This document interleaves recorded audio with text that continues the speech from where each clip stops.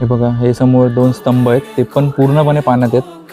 आणि पाण्याच्या समोर हे बघा मंदिर, आपलं कुर्ला देवीचं मंदिर.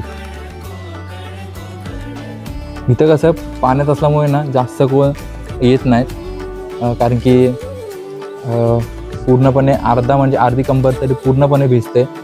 आणि ते बघा अर्धे म्हणजे तिकडेच थांबलेत माणसं, कारण की ते लांबूनच दर्शन घेतात, त्यांना भिजायचं नाही.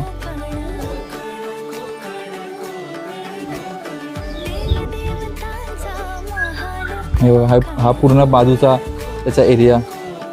ही बघा आपली कुर्ली देवीची दगडावरची कोरलेली मूर्ती कशी आहे, मस्त आहे ना. आणि ह्याच्यात पण ना आजूबाजूला पूर्ण असं पाणी आहे.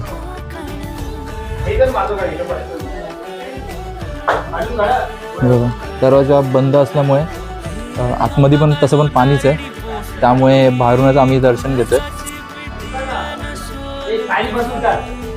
हे बघा, म्हणजे एकदम शांत ठिकाण आहे.